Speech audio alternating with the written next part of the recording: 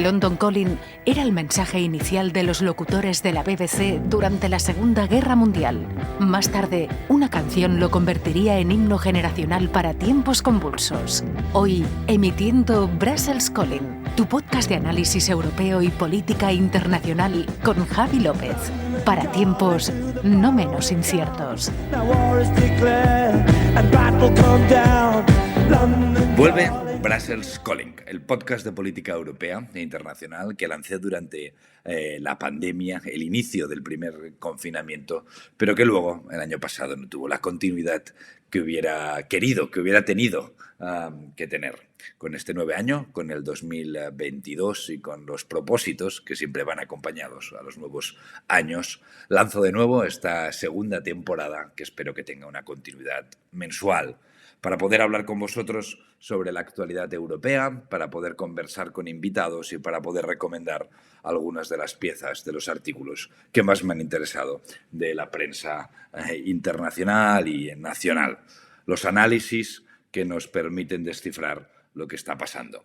Este año 2022, este inicio de 2022, aquí en Bruselas también se ha caracterizado por el fallecimiento del presidente del Parlamento Europeo, que seguro que conocéis.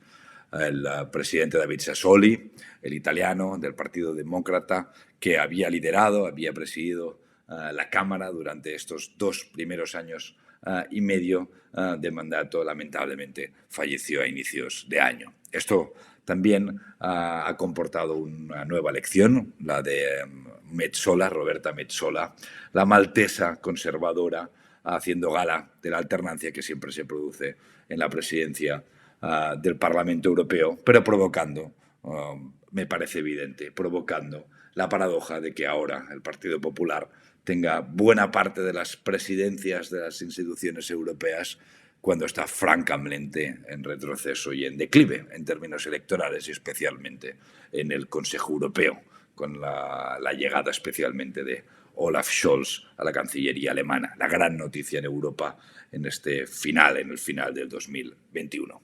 Un año 2022 en el que discutiremos sobre nuestras normas fiscales, unas normas que tenemos suspendidas por la pandemia, que debieran de aplicarse el 1 de enero del 23, pero que a día de hoy parecen inaplicables. Probablemente veremos un gran forcejeo, una enorme batalla política sobre cuánto margen fiscal dejemos a los Estados miembros en la post-pandemia.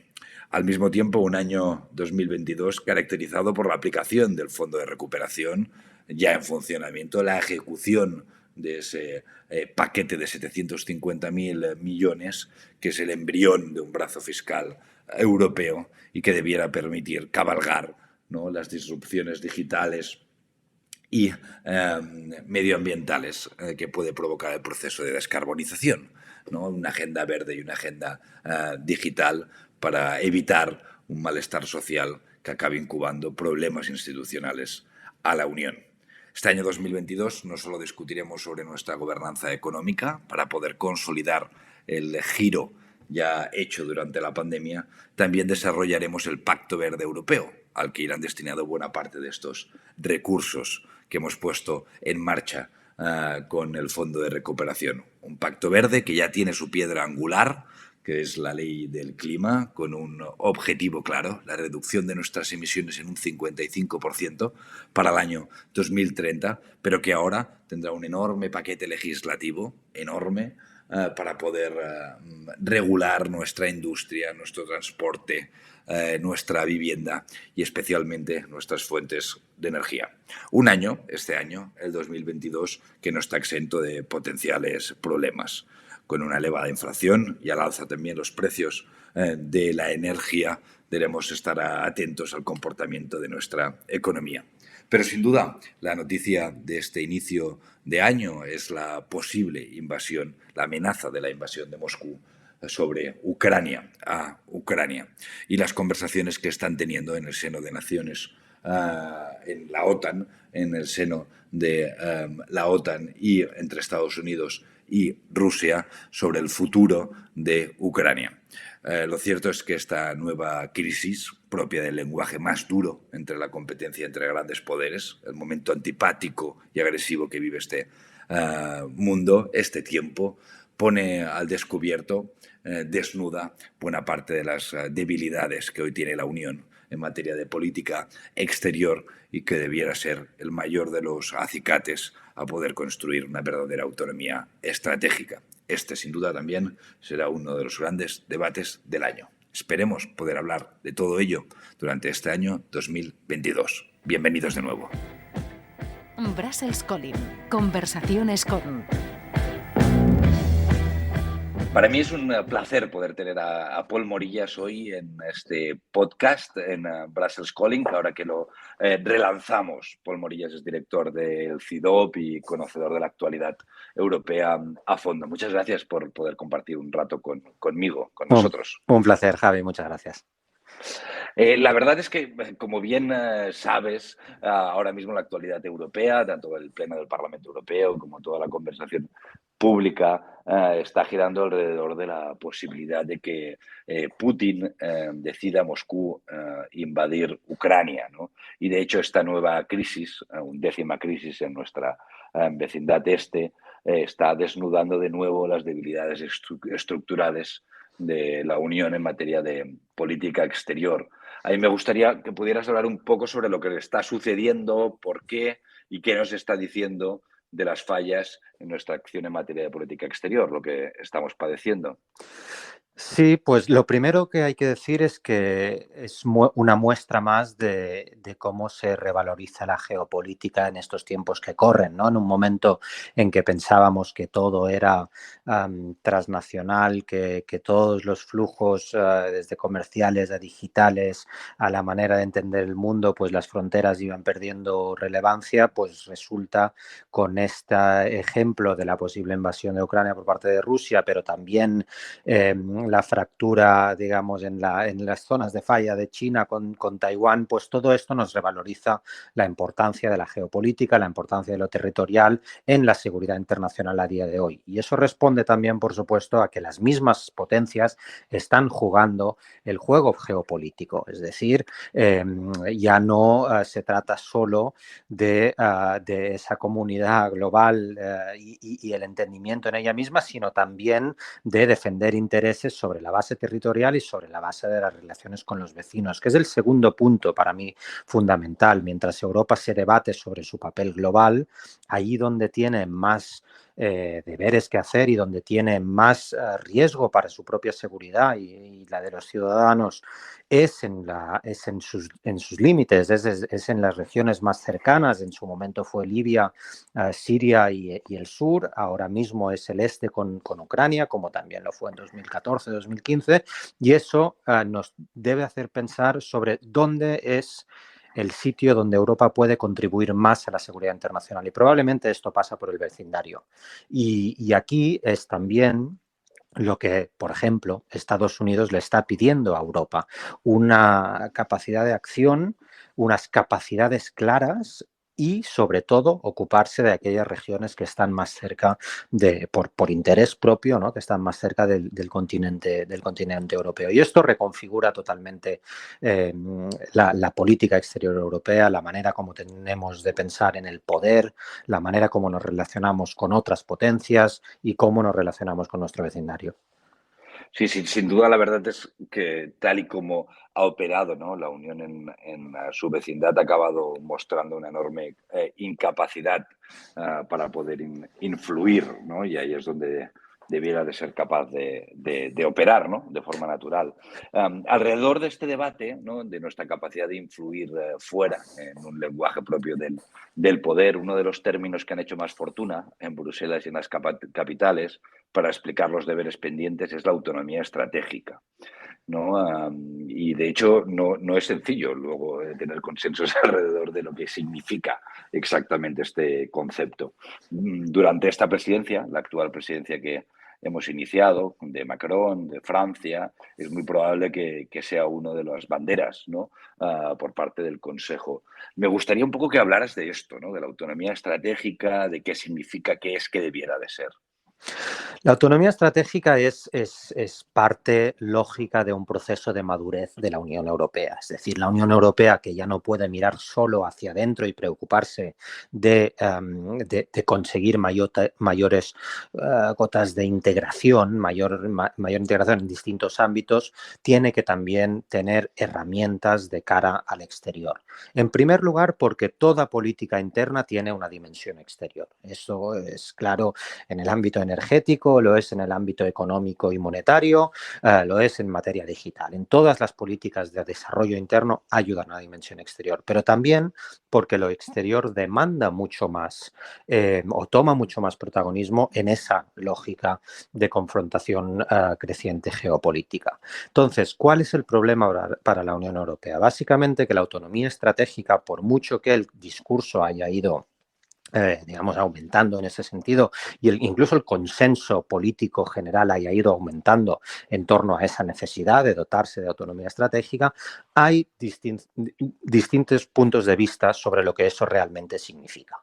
Y los Estados miembros tienen unas grandes divergencias por lo que se refiere a sus culturas estratégicas, o en otras palabras, qué entienden que es prioritario en sus políticas exteriores de seguridad y defensa. Cada uno de ellos tiene visiones distintas, muchas veces en función de la historia, de su ubicación geográfica, de distintos, también del color político que impera en cada momento.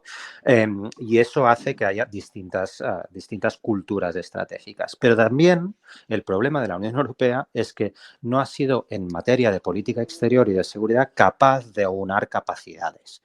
Es decir, que los estados no piensen en primera instancia en clave nacional y en segunda en clave europea. La autonomía estratégica pide lo contrario, es decir, que a nivel europeo se reúnan las capacidades que ya existen en el plano nacional y que por lo tanto estemos ante más integración de capacidades. Y más integración significa más integración en manos de la Unión Europea. Entonces eso toca, como te puedes imaginar, un asunto clave, que es el asunto de la soberanía y es el asunto de que los estados todavía, así como en otros ámbitos la han cedido, ¿no? En el euro o en fronteras la han cedido, en política exterior y de defensa no la han cedido. Por lo tanto, se trata, en autonomía estratégica, al fin y al cabo, se trata de pasar de las musas al teatro, es decir, pasar de decir que quiere ser un actor global a hacer lo posible, a trabajar para que ello sea una realidad y que dotar a la Unión Europea de esas capacidades para poderlo hacer. Sí, sí, sin duda, ¿no?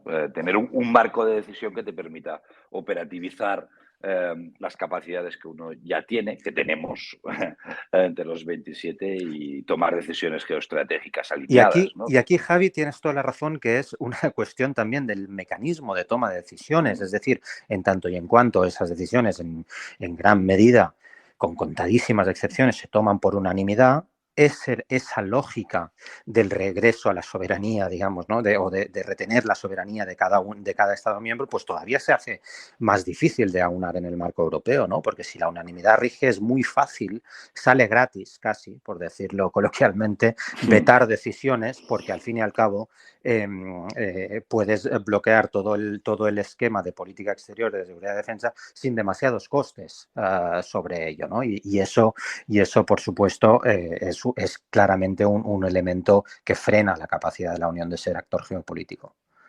Sí, sin duda. En el ámbito geopolítico, ¿no? En esta lógica carnívora tan antipática que nos es muchas veces ajena, ¿no? a los europeos, pero que vamos a tener que ser capaces de aprender, ¿no?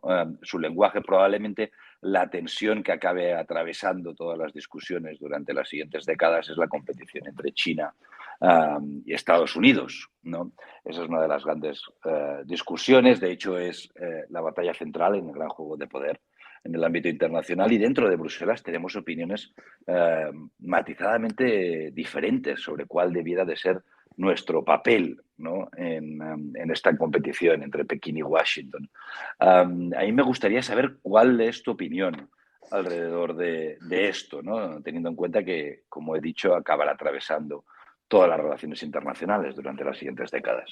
Sin duda, es el gran tema de la geopolítica del siglo XXI, es esa confrontación Estados Unidos-China y la pregunta de si nos dirigimos de nuevo hacia una cierta bipolaridad en el orden internacional, que no es igual que la que vivimos en su momento entre Estados Unidos y la Unión Soviética. El mundo está mucho más integrado, mucho más interconectado, hay muchos más polos de poder y eso significa que esa bipolaridad no será tan absoluta como lo era en su momento, pero sí a nivel de los grandes ejes de influencia sí que habrá dos potencias, ¿no? Y eso definirá el siglo XXI. En Bruselas lo que hacemos es tratar, hasta el momento lo que hemos hecho es tratar de equilibrar eso, ¿no? Equilibrar esa perspectiva bipolar, ¿no? Como, por un lado, tratando de ser un tercer polo, y eso remite a la autonomía estratégica, es decir, capacidad de que Europa hable de tú a tú con esas otras dos potencias, y por el otro, sin definir exactamente cuál es nuestra relación con esas otras dos grandes potencias. El caso de Estados Unidos es evidente, es histórico y es garante de la seguridad europea, pero recordemos cómo durante los años de Trump, que quizás se vuelvan a repetir en algún formato distinto, pero en una configuración política parecida, nos distanciamos también. Y entonces tratamos de aumentar esa capacidad propia. Y con China lo que hemos hecho es tratar de jugar distintas cartas, ¿no? Es un competidor, es un partner, ¿no? Alguien con quien cooperar con según qué temas, y también es un rival sistémico, ¿no? Y por lo tanto esa triple lógica de relaciones con China tampoco deja clara cuál es la posición europea. Es cambiante, ¿no? En función de cada uno de los temas. La pregunta es, ¿hasta cuánto tiempo podemos mantener esa ambigüedad estratégica hacia China? Y si no deberemos o no volveremos a tener cierta ambigüedad estratégica en función de quién ocupe la Casa Blanca. Que sin duda es una de nuestras debilidades, ¿no? No tener un socio tan fiable como lo fue en buena parte durante el siglo XX, ¿no? Muy relacionado con esta competición, ¿no? Y esta lógica entre grandes poderes, es la discusión que hoy tenemos en Europa de cómo poder rehacer un multilateralismo maltrecho, ¿no? Después de una década pues, muy golpeado por Trump, ¿no? y por la lógica de tensión entre grandes poderes. Me gustaría que nos hablaras un poco sobre ello, ¿no? Cómo rehacer un multilateralismo herido, que es la lógica en la que la Unión Europea se encuentra más cómoda, ¿no? Naciones Unidas ha sido incapaz de abordar de forma eficaz grandes crisis durante los últimos años, desde la guerra en Siria, ¿no? O crisis de los refugiados, grandes crisis. Ahora intenta encontrar un nuevo leitmotiv con el cambio climático, porque es cierto que es la lucha contra el cambio climático una lógica que por su propia naturaleza es multilateral. ¿Qué temas o qué instituciones debiéramos usar para poder rehacer la lógica multilateral, ¿no? Que es probablemente uno de los grandes objetivos de la Unión, más allá de la lógica dura, de ser capaces de actuar en la lógica dura de la autonomía estratégica? Claro, lo primero que debemos hacer es convencer a otros que dejen de cuestionar las lógicas multilaterales, ¿no? Y eso ya en sí mismo es una ardua tarea muy, muy complicada, ¿no? Porque precisamente en esa visión tan realista de las relaciones internacionales, la cooperación internacional en el seno de instituciones multilaterales se ve debilitada. Lo hemos visto con la Organización Mundial de la Salud durante la pandemia, pero lo estamos viendo también en la Organización Mundial del Comercio, ¿no? Donde son los mismos Estados Unidos quienes dificultan, ¿no? el Tribunal de Resolución de Disputas y su reforma, y lo vemos en el Consejo de Seguridad de Naciones Unidas, constante bloqueo entre las grandes potencias en la toma de decisiones, ¿no? Y uso del derecho de veto. Entonces, no hay demasiados actores que estén por la labor realmente de reformar el orden multilateral. Pero aquí hay que hacer una distinción. Y la distinción es la siguiente. Uno puede entender el multilateralismo y la gobernanza global como un objetivo normativo, algo que nos haga avanzar hacia un, llamémosle, ¿no? Gobierno global, ¿no? Una gobernanza global, una capacidad de aunar a las naciones en torno a los mismos objetivos. Esto está fuera de la agenda. Yo creo que esto es muy difícil ante el panorama geopolítico que estamos discutiendo, que eso realmente sea un objetivo que la Unión Europea se pueda marcar de su política exterior. En cambio, hay otra manera de entender también el multilateralismo, que es el multilateralismo que resuelve problemas globales, es decir, un multilateralismo más fáctico, más de acción, funcional, ¿no? funcional, efectivamente, ¿no? Y eso no solo que es necesario, sino es que es más posible, porque tenemos evidencia clara de que hay ciertos asuntos que ya son necesariamente o deben de ser tratados en ese nivel, ¿no? Y aquí la pandemia es evidente, la crisis climática hacía referencia, pues también es evidente, y aquí es donde quizá hay cierta esperanza de que un multilateralismo eficaz y que trate de dar respuesta a estas cuestiones, pues sea una vía más factible. Yo creo que los esfuerzos de la Unión Europea también deben de ir sobre este plano y quizá menos sobre el que ha girado la política exterior de la Unión Europea tradicionalmente, ¿no? Que es esa lógica más de las dinámicas de cooperación global y demás que están puestas en entredicho. En otras palabras, la Unión Europea tiene que ser útil también para este tipo de multilateralismo y eso debe ser una buena parte de su esfuerzo. Sin embargo, y perdona que me extienda un poco con eso, pero yo creo que también, y sirve para lo que me comentabas anteriormente, la gran tragedia de la Unión Europea también es esas distintas percepciones de los Estados miembros de sus prioridades y sus intereses propios. Y aquí otra vez es lo que dificulta, pues por ejemplo, decíamos antes con China, bueno, pues una relación clara de la Unión Europea con China es difícil porque los mismos europeos pensamos distinto sobre China. Y eso es lo que realmente nos dificulta nuestra acción exterior. Sí, es difícil tener objetivos estratégicos comunes, ¿no? Si no tenemos la misma cultura estratégica, ¿no? Por nuestra geografía, por nuestra historia, por nuestras prioridades, ¿no? Es uno de los grandes retos. Para acabar, Paul, la verdad es que me gustaría preguntarte sobre el último artículo que publicaste en El País, La gran transformación, a inicios de año, de muchísimo interés, que hablabas del tiempo actual, ¿no? Y de este momento de grandes transformaciones que vive el mundo, ¿no? Que nos explicaras un poco las tesis que tenía el artículo en este momento de tanta volatilidad y el rol que debiera de tener en este tiempo de gran transformación, como lo definías, la Unión Europea. Pues básicamente el artículo lo que constataba es lo siguiente. Llevamos más de una década acumulando crisis, es decir, hemos pasado por crisis económica, financiera, la crisis del euro, en 2008-2010, seguimos después con la primera crisis en Ucrania y el Donbass, hemos pasado por la crisis migratoria y de refugiados, hemos estado con el Brexit altamente ocupados durante mucho tiempo, ahora la pandemia, es decir, hemos ido acumulando crisis que todas ellas han tenido dos consecuencias principales. Una, que no las hemos terminado de resolver de manera efectiva todas y cada una de ellas, sino que más bien hemos puesto parches en según qué soluciones, ¿no? Y por el otro, que todas ellas han ido dejando un pozo, una dificultad de acción europea, porque la preocupación era casi inmediata, al minuto, sobre una crisis, después sobre otra y después sobre otra, ¿no? Y entonces, todos estos episodios de crisis, lo que yo digo es que son casi anecdóticos comparados con las grandes transformaciones a las que estamos sujetos.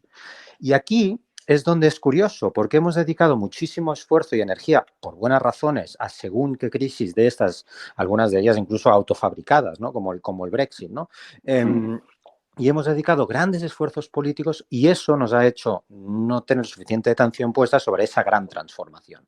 Que la gran transformación pasa por la crisis del orden multilateral y de la gobernanza global que decíamos, por la lógica de la confrontación entre geopolítica entre potencias para la cual la Unión Europea está poco preparada, por las disrupciones digitales, la inteligencia artificial, la ciberseguridad, para la cual la Unión Europea todavía tiene muchos deberes que hacer en materia de capacidades propias, para la crisis climática. Todo esto son transformaciones de mucho más largo recorrido a los cuales deberíamos de ser capaces no solo de dar respuesta cortoplacista, sino de realmente tener estrategias más a largo plazo, con más capacidad de acción política que nos ayuden a conformar este cambio de orden. Porque al fin y al cabo esto es lo que importa. Estamos ante un cambio de orden internacional como nunca hemos visto anteriormente y en el cual se solapan todas estas transformaciones y se suceden todas estas transformaciones al mismo tiempo, ¿no? Y por lo tanto, aquí para mí es aquello que realmente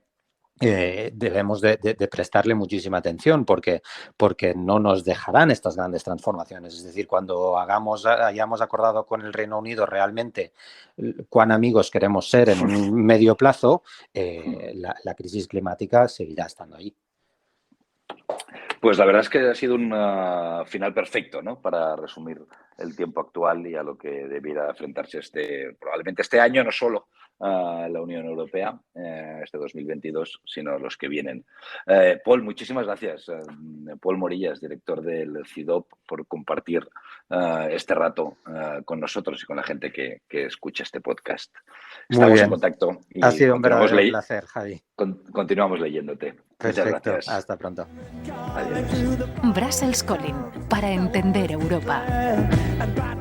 Para acabar este primer capítulo de la segunda temporada de Brussels Calling, tenemos nuestra sección de recomendaciones de algunos artículos, piezas, películas, series o libros que haya visto o leído y quiera compartir con vosotros. Y aquí va mi lista para este capítulo.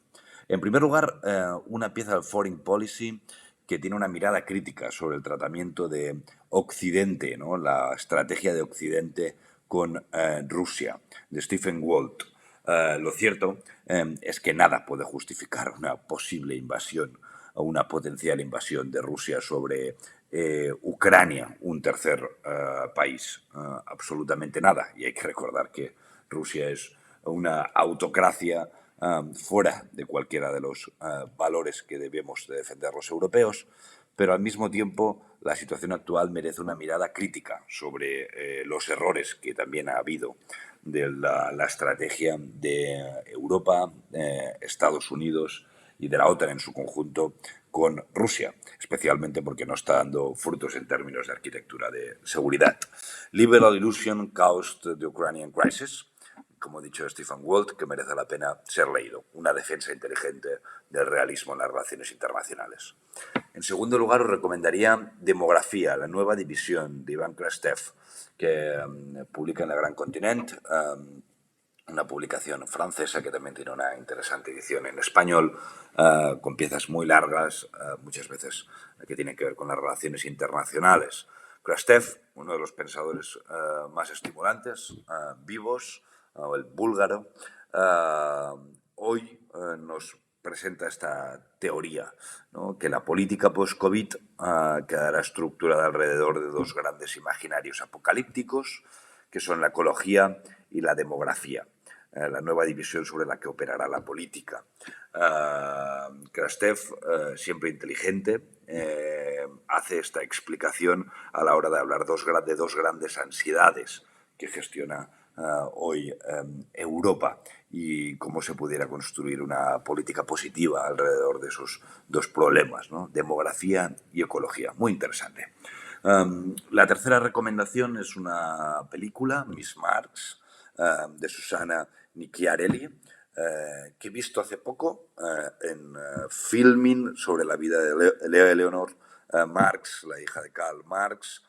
Sin ser una película excepcional, sí que es excepcional ver a Karl Marx o Friedrich Engels como personajes en una película, y especialmente me pareció muy divertida la conjunción de la historia que explica con una banda sonora de punk. Merece la pena ser vista. Miss Marx, Filming. Y por último, Volver la vista atrás, que es uno de los libros que he leído estas Navidades. Merece la pena leerlo. Es, yo creo, que un libro fantástico de Juan Gabriel Vázquez, del colombiano escritor, sobre la vida de Sergio Cabrera, una vida real, de hecho, aunque parezca irreal. Es un libro fantástico, muy bien escrito. Y me recordó a un libro que es difícil de comparar con nada, que es Limonov, de Manuel Carrer. ¿Por qué? Porque a través de una vida real explica un tiempo y un lugar, y en este caso la vida de Sergio Cabrera nos explica la batalla de las ideologías durante el siglo XX, la historia reciente de China y la violencia política en Colombia, y también el desarrollo de España durante todo este tiempo, de la guerra civil hasta los días de hoy. Un libro fantástico, Volver la vista atrás.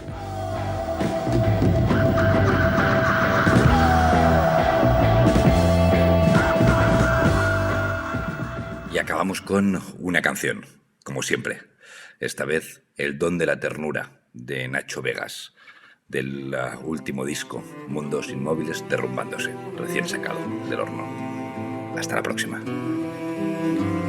Así suena Brussels Calling. Si te ha gustado, compártelo en tus redes sociales y sigue la actividad de Javi y envíale tus comentarios a través de Facebook, Twitter o Instagram, @JaviLópezEU y en su página web www.javilopez.eu.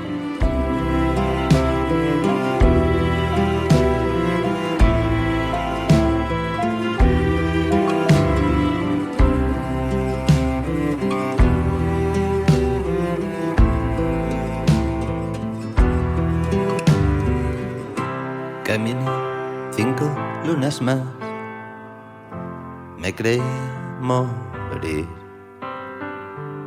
Cualquier ser se puede arrastrar, seguí como un reptil. No sé cómo llegué a un lugar donde nadie podría encontrarme. Me creí salvo hasta que al fin tuve que preguntarme, ¿y si nadie me encuentra jamás? Sentiré en soledad el rumor de su locura desde mi oculto rincón, sin mostrar que es la ternura nuestro don.